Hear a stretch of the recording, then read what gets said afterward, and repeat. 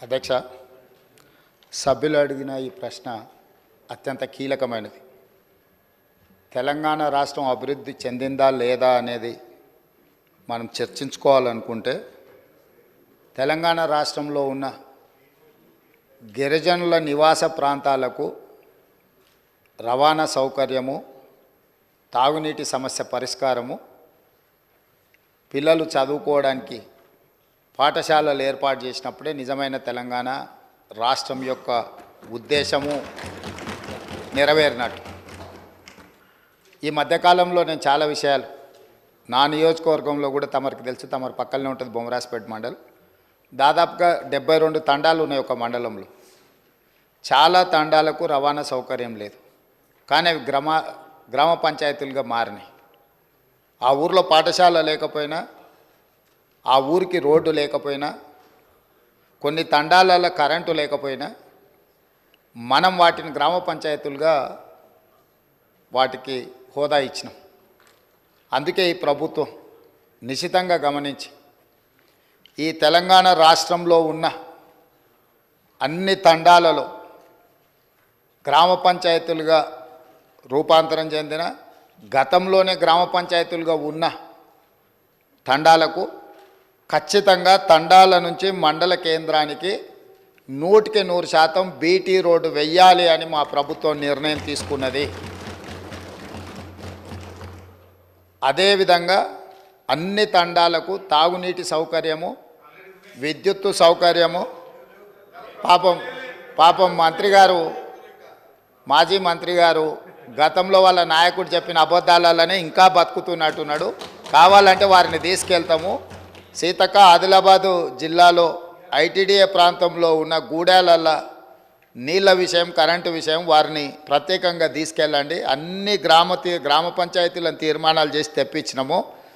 7 లక్షల ఆవాసాలకి ఇంతవరకు మీరు నీళ్ళు ఇవ్వలేదు. ఇప్పటికే ప్రాథమికంగా మాకు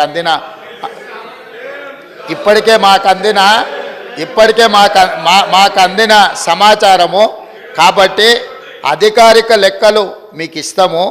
ఎందుకంటే మీరు తప్పులు చేసి ఆ చేసిన తప్పులను ప్రజలు గుర్తించి ప్రజల్ని మిమ్మల్ని శిక్షించినా కూడా మీరు మారడం లేదు. సో ఆ దేవుడు మీకు ఒక మంచి ఆలోచనను కలిగించాలని మేము కోరగలం, ప్రార్థన చేయగలం. ఈ పక్క నుంచి ఇంకా మేము చేయగలిగింది ఏముంది అధ్యక్ష? అందుకే అధ్యక్ష, ఈరోజు మా ప్రభుత్వం తెలంగాణ అభివృద్ధి అంటే తండాలలో, గూడాలలో కనీస సౌకర్యాలను ఏర్పాటు చేసినప్పుడే తెలంగాణ రాష్ట్ర అభివృద్ధి జరిగినట్టు అని బలంగా మా ప్రభుత్వం భావిస్తుంది. అందుకే తండాలలో, గూడాలలో విద్యుత్తు సమస్య పరిష్కారానికి, విద్య సమస్య పరిష్కారానికి, ఆ తండాల నుంచి మండల కేంద్రాలకు కనీసం ఒక్కటైనా బీటీ రోడ్డును ఏర్పాటు చేసే సమస్య పరిష్కారానికి, మండలాల నుంచి జిల్లా కేంద్రానికి మిగిలిపోయిన డబుల్ రోడ్లు ఏవైతున్నాయో వాటిని పూర్తి చేయడానికి, జిల్లా కేంద్రాల నుంచి హైదరాబాద్ నగరానికి 4 లేన్ రోడ్స్ వేయాలని ఈ రాష్ట్రంలో ఎక్కడైనా ప్రతి వాడికి ఒక మంచి రవాణా సౌకర్యం ఏర్పాటు చేయడం ద్వారా ఇవాళ పేదవాళ్ళు కష్టపడి వాహనాలు కొనుక్కుంటున్నారు, కానీ సొంత ఊరికి పోవాలంటే రోడ్డు ఉండడం లేదు.